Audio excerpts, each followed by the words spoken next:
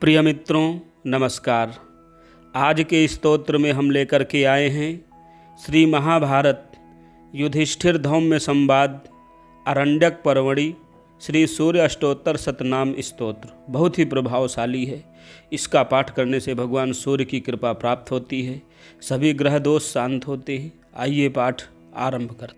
सूर्यवरद स्तोत्रम श्री गणेशाय नमः। आचम्य संकल्पः, हाथ में जल लेकर संकल्प बोलें। श्री सूर्य नारायण देवतामुद्दिश्य प्रीत्यर्थम श्री सूर्याष्टोत्तर शतनाम स्तोत्र महामंत्र पठनं करिष्ये। विनियोगः अस्य श्री सूर्याष्टोत्तर शतनाम स्तोत्र महामंत्रस्य ऋषिः अनुष्टुप् छन्दः श्री सूर्यनारायणो देवता। ह्रां बीजं ह्रीं शक्तिः ह्रूं कीलकं श्री सूर्यनारायण देवता प्रसाद सिद्ध्यर्थे जपे विनियोगः। न्यासौ करन्यासः हृदयन्यासः। ओम ह्रां अघोर श्री सूर्यनारायणाय अंगुष्ठाभ्यां नमः। हृदयाय नमः। ओम ह्रीं चतुर्वेदपारायणाय तर्जनीभ्यां नमः। शिरसे स्वाहा। ओम ह्रूं उग्रभयंकराय मध्यमाभ्यां नमः। शिखायै वषट्। ओम हैं श्री सूर्यनारायणाय अनामिकाभ्यां नमः। कवचाय हुं। ओम हौं कौपीनमौञ्जीधराय कनिष्ठिकाभ्यां नमः। नेतत्रयाय वौषट्। ओम ह्रं सहस्रकिरणाय करतलकरपृष्ठाभ्यां नमः। अस्त्राय फट्। भूर्भुवस्वरोमिति दिग्बन्धः। ध्यानं सुरगणपितृयक्षसेवितं ह्यसुरनिशाचरसिद्धवन्दितं वरकनकहुतासनप्रभं प्रणिपतितोऽस्मि हिताय भास्करम्। लमिति पंचपूजां कृत्वा गुरुध्यानं कुर्यात्। सूर्यो अर्यमा भगवस्त्वष्टा पूषार्कसविता रविः। गभस्तिमानजः कालो मृत्युर्धाता प्रजापतिः। वैशम्पायन उवाच शृणुष्वावहितो राजन् शुचिर्भूत्वा समाहितः। क्षणं च कुरु राजेन्द्र गुह्यं वक्ष्यामि ते हितम्। धौम्येन तु यथा प्रोक्तं पार्थाय सुमहात्मने। नाम्नामष्टोत्तरं पुण्यं शतं तच्छृणु भूपते। सूर्यो अर्यमा भगस्त्वष्टा पूषार्कः सविता रविः। गभस्तिमानजः कालो मृत्युर्धाता प्रभाकरः। पृथिव्यापश्च तेजश्च खं वायुश्च परायणं। सोमो बृहस्पतिः शुक्रो बुधोऽङ्गारक एव च। इन्द्रो विवस्वान् दीप्तांशुः शुचिः सौरिः शनैश्चरः। ब्रह्मा विष्णुश्च रुद्रश्च स्कन्दौ वैश्रवणो यमः। वैद्युतो जाठरश्चाग्नि रैन्धनस्तेजसां पतिः। धर्मध्वजो वेदकर्ता वेदांगो वेदवाहनः। कृतं त्रेता द्वापरश्च कलिः सर्वामराश्रयः। कलाकाष्ठा मुहूर्ताश्च पक्षा मासा ऋतुस्तथा। संवत्सरकरो स्वत्थः कालचक्रो विभावसुः। पुरुषः शाश्वतो योगी व्यक्ताव्यक्तः सनातनः। लोकाध्यक्षः प्रजाध्यक्षो विश्वकर्मा तमोनुदः। वरुणः सागरोऽंशुश्च जीमूतो जीवनोरिहा। भूताश्रयो भूतपतिः सर्वलोकनमस्कृतः। स्रष्टा संवर्तको वह्निः सर्वस्यादिरलोलुपः। अनन्तः कपिलो भानुः कामदः सर्वतोमुखः। जयो विशालो वरदः सर्वधातुनिषेचिता। मनः सुपर्णो भूतादिः शीघ्रगः प्राणधारकः। धनवन्तरिर्धूमकेतु रादिदेवोदिते सुतः।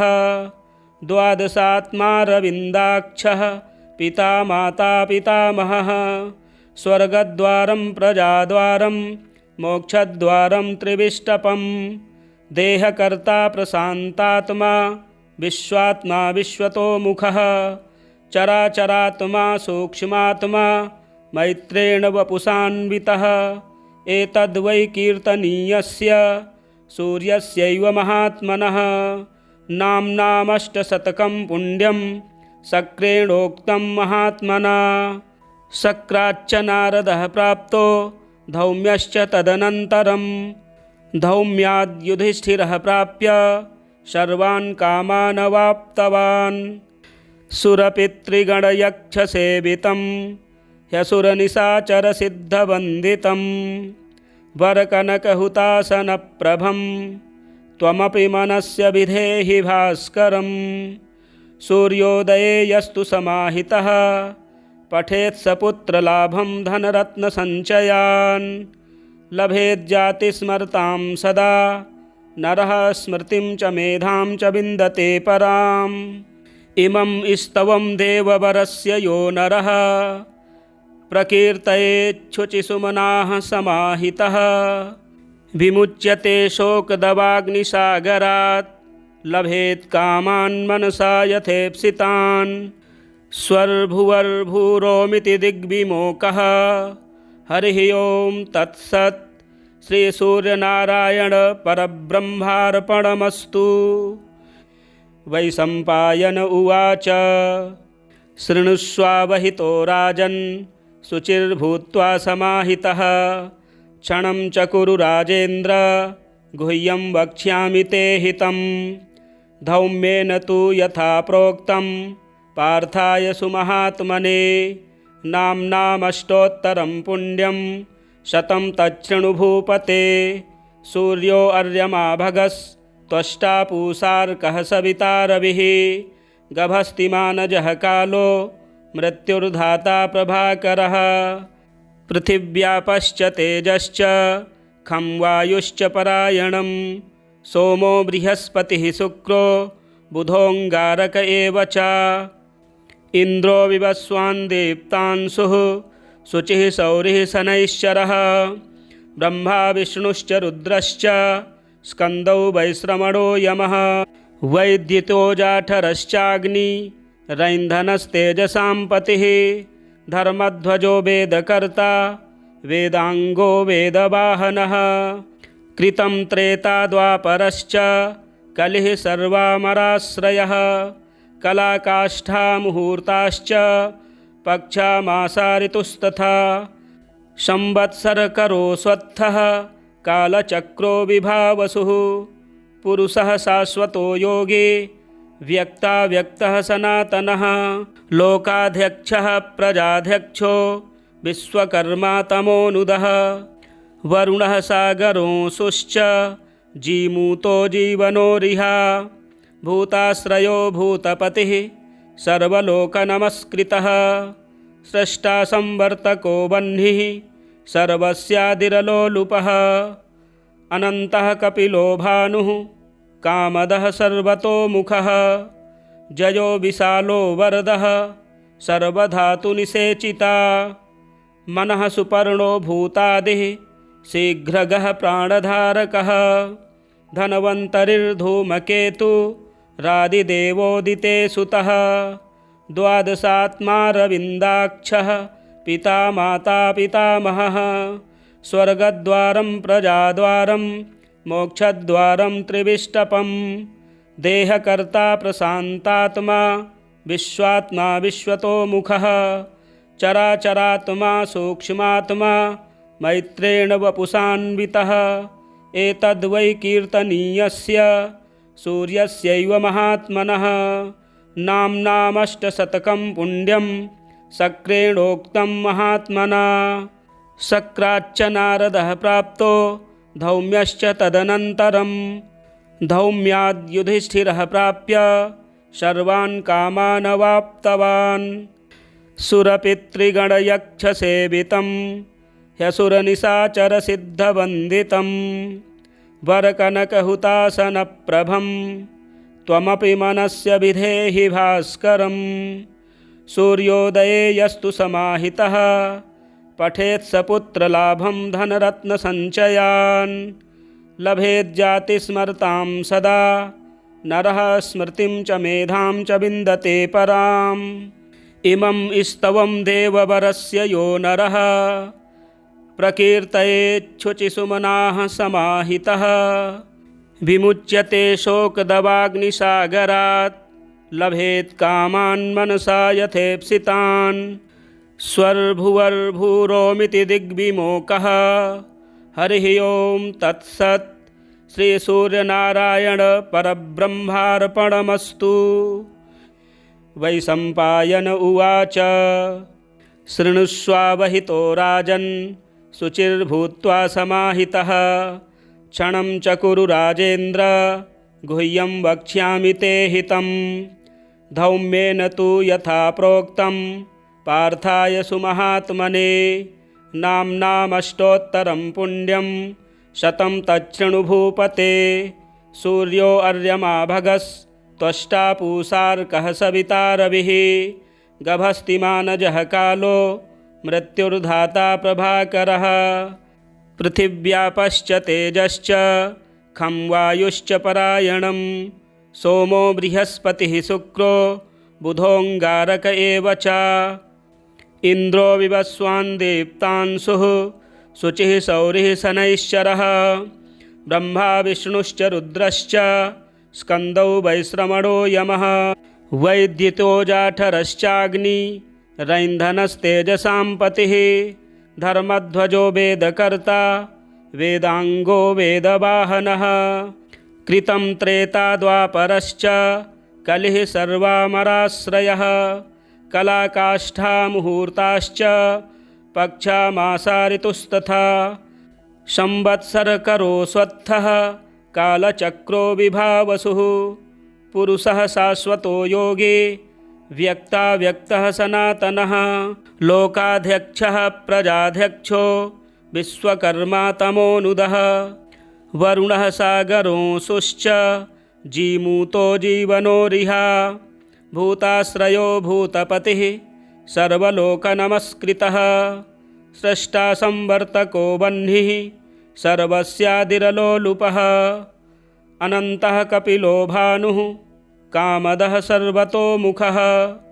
जयो विशालो वरदः सर्वधातुनिषेचिता मनः सुपर्णो भूतादिः शीघ्रगः प्राणधारकः धन्वन्तरिर्धूमकेतु रादिदेवोदिते सुतः द्वादशात्मा रविन्दाक्षः पिता माता पितामहः स्वर्गद्वारं प्रजाद्वारं मोक्षद्वारं त्रिविष्टपं देहकर्ता प्रशान्तात्मा विश्वात्मा विश्वतोमुखः चराचरात्मा सूक्ष्मात्मा मैत्रेण वपुषान्वितः एतद्वै कीर्तनीयस्य सूर्यस्यैव महात्मनः नाम्नामष्टशतकं पुण्यं शक्रेणोक्तं महात्मना शक्राच्च नारदः प्राप्तो धौम्यश्च तदनन्तरं धौम्याद्युधिष्ठिरः प्राप्य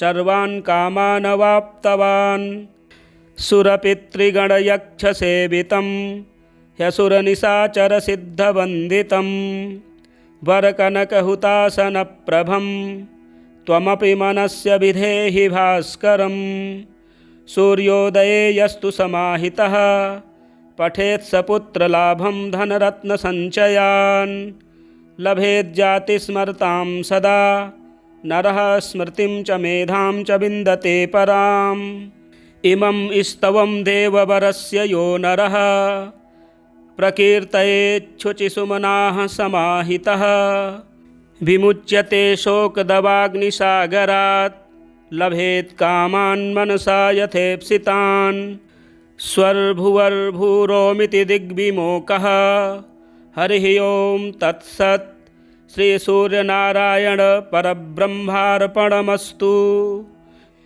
वैशम्पायन उवाच शृणुष्वावहितो राजन् शुचिर्भूत्वा समाहितः क्षणं च कुरु राजेन्द्र गुह्यं वक्ष्यामि ते हितं धौम्येन तु यथा प्रोक्तं पार्थाय सुमहात्मने नाम्नामष्टोत्तरं पुण्यं शतं तच्छृणु भूपते। सूर्यो अर्यमा भगस्त्वष्टा पूषार्कः सविता रविः गभस्तिमानजः कालो मृत्युर्धाता प्रभाकरः। पृथिव्यापश्च तेजश्च खं वायुश्च परायणं सोमो बृहस्पतिः शुक्रो बुधोऽङ्गारक एव च। इन्द्रो विवस्वान् दीप्तांशुः शुचिः सौरिः शनैश्चरः ब्रह्मा विष्णुश्च रुद्रश्च स्कन्दौ वैश्रवणो यमः। वैद्युतो जाठरश्चाग्निरैन्धनस्तेजसां पतिः धर्मध्वजो वेदकर्ता वेदाङ्गो वेदवाहनः। कृतं त्रेता द्वापरश्च कलिः सर्वामराश्रयः कलाकाष्ठा मुहूर्ताश्च पक्षा मासा ऋतुस्तथा। संवत्सरकरो स्वत्थः कालचक्रो विभावसुः पुरुषः शाश्वतो योगी व्यक्ताव्यक्तः सनातनः। लोकाध्यक्षः प्रजाध्यक्षो विश्वकर्मा तमोनुदः वरुणः सागरोऽंशुश्च जीमूतो जीवनोरिहा। भूताश्रयो भूतपतिः सर्वलोकनमस्कृतः स्रष्टा संवर्तको वह्निः सर्वस्यादिरलोलुपः। अनन्तः कपिलो भानुः कामदः सर्वतोमुखः जयो विशालो वरदः सर्वधातुनिषेचिता। मनः सुपर्णो भूतादिः शीघ्रगः प्राणधारकः धन्वन्तरिर्धूमकेतु रादिदेवोदिते सुतः। द्वादशात्मा रविन्दाक्षः पिता माता पितामहः। स्वर्गद्वारं प्रजाद्वारं मोक्षद्वारं त्रिविष्टपं। देहकर्ता प्रशान्तात्मा विश्वात्मा विश्वतोमुखः। चराचरात्मा सूक्ष्मात्मा मैत्रेण वपुषान्वितः। एतद्वै कीर्तनीयस्य सूर्यस्यैव महात्मनः। नाम्नामष्टशतकं पुण्यं शक्रेणोक्तं महात्मना। शक्राच्च नारदः प्राप्तो धौम्यश्च तदनन्तरं। धौम्याद् युधिष्ठिरः प्राप्य सर्वान् कामान् अवाप्तवान्। सुरपितृगणयक्षसेवितं ह्यसुरनिशाचरसिद्धवन्दितं वरकनकहुतासनप्रभं त्वमपि मनस्य विधेहि भास्करं। सूर्योदये यस्तु समाहितः पठेत् सपुत्रलाभं धनरत्नसञ्चयान्।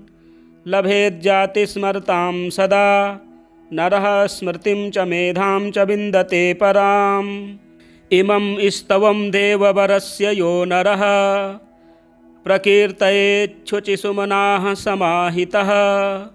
विमुच्यते शोकदवाग्निसागरात् लभेत् कामान् मनसा यथेप्सितान्। स्वर्भुवर्भूरोमिति दिग्विमोकः हरिः ओं तत्सत्। श्रीसूर्यनारायण परब्रह्मार्पणमस्तु। वैशम्पायन उवाच शृणुष्वावहितो राजन् शुचिर्भूत्वा समाहितः। क्षणं च कुरु राजेन्द्र गुह्यं वक्ष्यामि ते हितं। धौम्येन तु यथा प्रोक्तं पार्थाय सुमहात्मने नाम्नामष्टोत्तरं पुण्यं शतं तच्छृणु भूपते। सूर्यो अर्यमा भगस्त्वष्टा पूषार्कः सविता रविः गभस्तिमानजः कालो मृत्युर्धाता प्रभाकरः। पृथिव्यापश्च तेजश्च खं वायुश्च परायणं सोमो बृहस्पतिः शुक्रो बुधोऽङ्गारक एव च। इन्द्रो विवस्वान् दीप्तांशुः शुचिः सौरिः शनैश्चरः ब्रह्मा विष्णुश्च रुद्रश्च स्कन्दौ वैश्रवणो यमः। वैद्युतो जाठरश्चाग्निरैन्धनस्तेजसां पतिः धर्मध्वजो वेदकर्ता वेदाङ्गो वेदवाहनः। कृतं त्रेता द्वापरश्च कलिः सर्वामराश्रयः कलाकाष्ठा मुहूर्ताश्च पक्षा मासा ऋतुस्तथा संवत्सरकरो स्वत्थः कालचक्रो विभावसुः पुरुषः शाश्वतो योगी व्यक्ताव्यक्तः सनातनः लोकाध्यक्षः प्रजाध्यक्षो विश्वकर्मा तमोनुदः वरुणः सागरोऽंशुश्च जीमूतो जीवनोरिहा भूताश्रयो भूतपतिः सर्वलोकनमस्कृतः स्रष्टा संवर्तको वह्निः सर्वस्यादिरलोलुपः अनन्तः कपिलो भानुः कामदः सर्वतोमुखः जयो विशालो वरदः सर्वधातुनिषेचिता मनः सुपर्णो भूतादिः शीघ्रगः प्राणधारकः धनवन्तरिर्धूमकेतुरादिदेवोदिते सुतः द्वादशात्मारविन्दाक्षः पिता माता पितामहः स्वर्गद्वारं प्रजाद्वारं मोक्षद्वारं त्रिविष्टपं देहकर्ता प्रशान्तात्मा विश्वात्मा विश्वतोमुखः चराचरात्मा सूक्ष्मात्मा मैत्रेण वपुषान्वितः एतद्वै कीर्तनीयस्य सूर्यस्यैव महात्मनः नाम्नामष्टशतकं पुण्यं शक्रेणोक्तं महात्मना शक्राच्च नारदः प्राप्तो धौम्यश्च तदनन्तरं धौम्याद्युधिष्ठिरः प्राप्य सर्वान् कामान् अवाप्तवान् सुरपितृगणयक्षसेवितं ह्यसुरनिशाचरसिद्धवन्दितं वरकनकहुतासनप्रभं त्वमपि मनस्य विधेहि भास्करं सूर्योदये यस्तु समाहितः पठेत् सपुत्रलाभं धनरत्नसञ्चयान् लभेज्जातिस्मरतां सदा नरः स्मृतिं च मेधां च विन्दते पराम् इमं स्तवं देववरस्य यो नरः प्रकीर्तयेच्छुचिसुमनाः समाहितः विमुच्यते शोकदवाग्निसागरात् लभेत् कामान् मनसा यथेप्सितान् स्वर्भुवर्भूरोमिति दिग्विमोकः हरिः ओं तत्सत् श्रीसूर्यनारायण परब्रह्मार्पणमस्तु। वैशम्पायन उवाच शृणुष्वावहितो राजन् शुचिर्भूत्वा समाहितः क्षणं च कुरु राजेन्द्र गुह्यं वक्ष्यामि ते हितं धौम्येन तु यथा प्रोक्तं पार्थाय सुमहात्मने नाम्नामष्टोत्तरं पुण्यं शतं तच्छृणु भूपते सूर्यो अर्यमा भगस्त्वष्टा पूषार्कः सविता रविः गभस्तिमानजः कालो मृत्युर्धाता प्रभाकरः पृथिव्यापश्च तेजश्च खं वायुश्च परायणं सोमो बृहस्पतिः शुक्रो बुधोऽङ्गारक एव च इन्द्रो विवस्वान् दीप्तांशुः शुचिः सौरिः शनैश्चरः ब्रह्मा विष्णुश्च रुद्रश्च स्कन्दौ वैश्रवणो यमः वैद्युतो जाठरश्चाग्नि रैन्धनस्तेजसां पतिः धर्मध्वजो वेदकर्ता वेदाङ्गो वेदवाहनः कृतं त्रेता द्वापरश्च कलिः सर्वामराश्रयः कलाकाष्ठा मुहूर्ताश्च पक्षा मासा ऋतुस्तथा संवत्सरकरो स्वत्थः कालचक्रो विभावसुः पुरुषः शाश्वतो योगी व्यक्ताव्यक्तः सनातनः लोकाध्यक्षः प्रजाध्यक्षो विश्वकर्मा तमोनुदः वरुणः सागरोऽंशुश्च जीमूतो जीवनोरिहा भूताश्रयो भूतपतिः सर्वलोकनमस्कृतः स्रष्टा संवर्तको वह्निः सर्वस्यादिरलोलुपः अनन्तः कपिलो भानुः कामदः सर्वतोमुखः जयो विशालो वरदः सर्वधातुनिषेचिता मनः सुपर्णो भूतादिः शीघ्रगः प्राणधारकः धन्वन्तरिर्धूमकेतु रादिदेवोदिते सुतः द्वादशात्मारविन्दाक्षः पिता माता पितामहः स्वर्गद्वारं प्रजाद्वारं मोक्षद्वारं त्रिविष्टपं देहकर्ता प्रशान्तात्मा विश्वात्मा विश्वतोमुखः चराचरात्मा सूक्ष्मात्मा मैत्रेण वपुषान्वितः एतद्वै कीर्तनीयस्य सूर्यस्यैव महात्मनः नाम्नामष्टशतकं पुण्यं शक्रेणोक्तं महात्मना। शक्राच्च नारदः प्राप्तो धौम्यश्च तदनन्तरं धौम्याद्युधिष्ठिरः प्राप्य सर्वान् कामान् अवाप्तवान्। सुरपितृगणयक्षसेवितं ह्यसुरनिशाचरसिद्धवन्दितं वरकनकहुतासनप्रभं त्वमपि मनस्य विधेहि भास्करं। सूर्योदये यस्तु समाहितः पठेत् स पुत्रलाभं धनरत्नसञ्चयान् लभेज्जातिस्मरतां सदा नरः स्मृतिं च मेधां च विन्दते पराम्। इमं स्तवं देववरस्य यो नरः प्रकीर्तयेच्छुचिसुमनाः समाहितः विमुच्यते शोकदवाग्निसागरात् लभेत् कामान् मनसा यथेप्सितान्। स्वर्भुवर्भूरोमिति दिग्विमोकः हरिः ओं तत्सत्। श्रीसूर्यनारायण परब्रह्मार्पणमस्तु। वैशम्पायन उवाच शृणुष्वावहितो राजन् शुचिर्भूत्वा समाहितः क्षणं च कुरु राजेन्द्र गुह्यं वक्ष्यामि ते हितं। धौम्येन तु यथा प्रोक्तं पार्थाय सुमहात्मने नाम्नामष्टोत्तरं पुण्यं शतं तच्छृणु भूपते। सूर्यो अर्यमा भगस्त्वष्टा पूषार्कः सविता रविः गभस्तिमानजः कालो मृत्युर्धाता प्रभाकरः। पृथिव्यापश्च तेजश्च खं वायुश्च परायणं सोमो बृहस्पतिः शुक्रो बुधोऽङ्गारक एव च। इन्द्रो विवस्वान् दीप्तांशुः शुचिः सौरिः शनैश्चरः ब्रह्मा विष्णुश्च रुद्रश्च स्कन्दौ वैश्रवणो यमः। वैद्युतो जाठरश्चाग्नि रैन्धनस्तेजसां पतिः धर्मध्वजो वेदकर्ता वेदाङ्गो वेदवाहनः। कृतं त्रेता द्वापरश्च कलिः सर्वामराश्रयः कलाकाष्ठा मुहूर्ताश्च पक्षा मासा ऋतुस्तथा।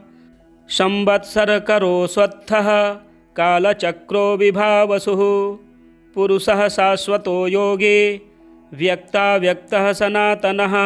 लोकाध्यक्षः प्रजाध्यक्षो विश्वकर्मा तमोनुदः। वरुणः सागरोऽंशुश्च जीमूतो जीवनोरिहा। भूताश्रयो भूतपतिः सर्वलोकनमस्कृतः। स्रष्टा संवर्तको वह्निः सर्वस्यादिरलोलुपः। अनन्तः कपिलो भानुः कामदः सर्वतोमुखः। जयो विशालो वरदः सर्वधातुनिषेचिता। मनः सुपर्णो भूतादिः शीघ्रगः प्राणधारकः। धन्वन्तरिर्धूमकेतु रादिदेवोदिते सुतः। द्वादशात्मारविन्दाक्षः पिता माता पितामहः। स्वर्गद्वारं प्रजाद्वारं मोक्षद्वारं त्रिविष्टपं देहकर्ता प्रशान्तात्मा विश्वात्मा विश्वतोमुखः चराचरात्मा सूक्ष्मात्मा मैत्रेण वपुषान्वितः। एतद्वै कीर्तनीयस्य सूर्यस्यैव महात्मनः नाम्नामष्टशतकं पुण्यं शक्रेणोक्तं महात्मना। शक्राच्च नारदः प्राप्तो धौम्यश्च तदनन्तरं धौम्याद्युधिष्ठिरः प्राप्य सर्वान् कामान् अवाप्तवान्। सुरपितृगणयक्षसेवितं ह्यसुरनिशाचरसिद्धवन्दितं वरकनकहुतासनप्रभं त्वमपि मनस्य विधेहि भास्करम्। सूर्योदये यस्तु समाहितः पठेत् स पुत्रलाभं धनरत्नसञ्चयान्। लभेज्जातिस्मरतां सदा नरः स्मृतिं च मेधां च विन्दते पराम्। इमं स्तवं देववरस्य यो नरः प्रकीर्तयेच्छुचिसुमनाः समाहितः। विमुच्यते शोकदवाग्निसागरात् लभेत् कामान् मनसा यथेप्सितान्। स्वर्भुवर्भूरोमिति दिग्विमोकः हरिः ओं तत्सत्। श्रीसूर्यनारायण परब्रह्मार्पणमस्तु। वैशम्पायन उवाच शृणुष्वावहितो राजन् शुचिर्भूत्वा समाहितः। क्षणं च कुरु राजेन्द्र गुह्यं वक्ष्यामि ते हितं। धौम्येन तु यथा प्रोक्तं पार्थाय सुमहात्मने नाम्नामष्टोत्तरं पुण्यं शतं तच्छृणु भूपते। सूर्यो अर्यमा भगस्त्वष्टा पूषार्कः सविता रविः गभस्तिमानजः कालो मृत्युर्धाता प्रभाकरः। पृथिव्यापश्च तेजश्च खं वायुश्च परायणं सोमो बृहस्पतिः शुक्रो बुधोऽङ्गारक एव च। इन्द्रो विवस्वान् दीप्तांशुः शुचिः सौरिः शनैश्चरः। ब्रह्मा विष्णुश्च रुद्रश्च स्कन्दौ वैश्रवणो यमः। वैद्युतो जाठरश्चाग्नि रैन्धनस्तेजसां पतिः। धर्मध्वजो वेदकर्ता वेदाङ्गो वेदवाहनः। कृतं त्रेता द्वापरश्च कलिः सर्वामराश्रयः। कलाकाष्ठा मुहूर्ताश्च पक्षा मासा ऋतुस्तथा। संवत्सरकरो स्वत्थः कालचक्रो विभावसुः। पुरुषः शाश्वतो योगी व्यक्ताव्यक्तः सनातनः। लोकाध्यक्षः प्रजाध्यक्षो विश्वकर्मा तमोनुदः। वरुणः सागरोऽंशुश्च जीमूतो जीवनोरिहा। भूताश्रयो भूतपतिः सर्वलोकनमस्कृतः। स्रष्टा संवर्तको वह्निः सर्वस्यादिरलोलुपः। अनन्तः कपिलो भानुः कामदः सर्वतोमुखः। जयो विशालो वरदः सर्वधातुनिषेचिता। मनः सुपर्णो भूतादिः शीघ्रगः प्राणधारकः। धन्वन्तरिर्धूमकेतु रादिदेवोदिते सुतः। द्वादशात्मा रविन्दाक्षः पिता माता पितामहः। स्वर्गद्वारं प्रजाद्वारं मोक्षद्वारं त्रिविष्टपं। देहकर्ता प्रशान्तात्मा विश्वात्मा विश्वतोमुखः। चराचरात्मा सूक्ष्मात्मा मैत्रेण वपुषान्वितः। एतद्वै कीर्तनीयस्य सूर्यस्यैव महात्मनः। नाम्नामष्टशतकं पुण्यं शक्रेणोक्तं महात्मना। शक्राच्च नारदः प्राप्तो धौम्यश्च तदनन्तरं। धौम्याद्युधिष्ठिरः प्राप्य सर्वान् कामान् अवाप्तवान्। सुरपितृगणयक्षसेवितं ह्यसुरनिशाचरसिद्धवन्दितं। वरकनकहुतासनप्रभं त्वमपि मनस्य विधेहि भास्करम्। सूर्योदये यस्तु समाहितः पठेत् स पुत्रलाभं धनरत्नसञ्चयान्। लभेज्जातिस्मरतां सदा नरः स्मृतिं च मेधां च विन्दते पराम्। इमं स्तवं देववरस्य यो नरः प्रकीर्तयेच्छुचिसुमनाः समाहितः। विमुच्यते शोकदवाग्निसागरात् लभेत् कामान् मनसा यथेप्सितान्।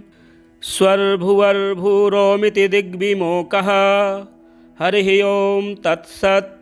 श्रीसूर्यनारायण परब्रह्मार्पणमस्तु। वैशम्पायन उवाच शृणुष्वावहितो राजन् शुचिर्भूत्वा समाहितः क्षणं च कुरु राजेन्द्र गुह्यं वक्ष्यामि ते हितं धौम्येन तु यथा प्रोक्तं पार्थाय सुमहात्मने नाम्नामष्टोत्तरं पुण्यं शतं तच्छृणु भूपते सूर्यो अर्यमा भगस्त्वष्टा पूषार्कः सविता रविः गभस्तिमानजः कालो मृत्युर्धाता प्रभाकरः पृथिव्यापश्च तेजश्च खं वायुश्च परायणं सोमो बृहस्पतिः शुक्रो बुधोऽङ्गारक एव च इन्द्रो विवस्वान् दीप्तांशुः शुचिः सौरिः शनैश्चरः ब्रह्मा विष्णुश्च रुद्रश्च स्कन्दौ वैश्रवणो यमः वैद्युतो जाठरश्चाग्निरैन्धनस्तेजसां पतिः धर्मध्वजो वेदकर्ता वेदाङ्गो वेदवाहनः कृतं त्रेता द्वापरश्च कलिः सर्वामराश्रयः कलाकाष्ठा मुहूर्ताश्च पक्षा मासा ऋतुस्तथा संवत्सरकरो स्वत्थः कालचक्रो विभावसुः पुरुषः शाश्वतो योगी व्यक्ताव्यक्तः सनातनः लोकाध्यक्षः प्रजाध्यक्षो विश्वकर्मा तमोनुदः वरुणः सागरोऽंशुश्च जीमूतो जीवनोरिहा भूताश्रयो भूतपतिः सर्वलोकनमस्कृतः स्रष्टा संवर्तको वह्निः सर्वस्यादिरलोलुपः अनन्तः कपिलो भानुः कामदः सर्वतोमुखः जयो विशालो वरदः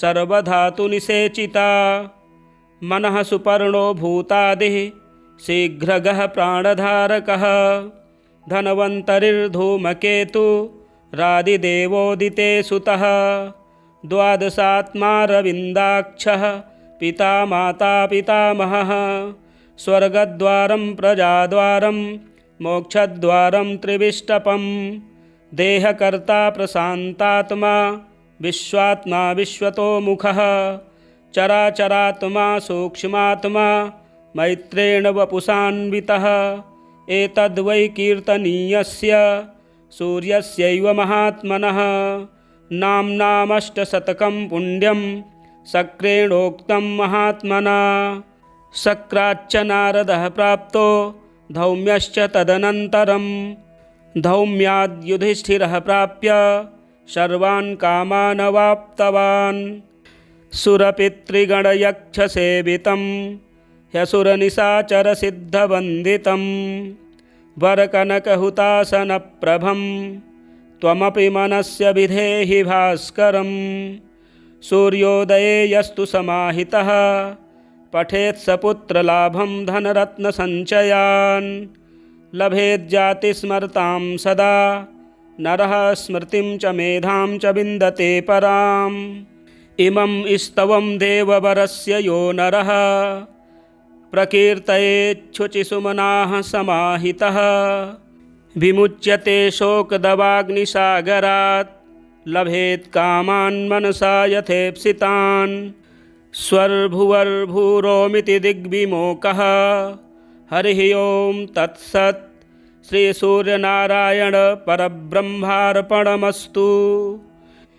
वैशम्पायन उवाच शृणुष्वावहितो राजन् शुचिर्भूत्वा समाहितः क्षणं च कुरु राजेन्द्र गुह्यं वक्ष्यामि ते हितं धौम्येन तु यथा प्रोक्तं पार्थाय सुमहात्मने नाम्नामष्टोत्तरं पुण्यं शतं तच्छृणु भूपते सूर्यो अर्यमा भगस्त्वष्टा पूषार्कः सविता रविः गभस्तिमानजः कालो मृत्युर्धाता प्रभाकरः पृथिव्यापश्च तेजश्च खं वायुश्च परायणं सोमो बृहस्पतिः शुक्रो बुधोऽङ्गारक एव च इन्द्रो विवस्वान् दीप्तांशुः शुचिः सौरिः शनैश्चरः ब्रह्मा विष्णुश्च रुद्रश्च स्कन्दौ वैश्रवणो यमः वैद्युतो जाठरश्चाग्निरैन्धनस्तेजसां पतिः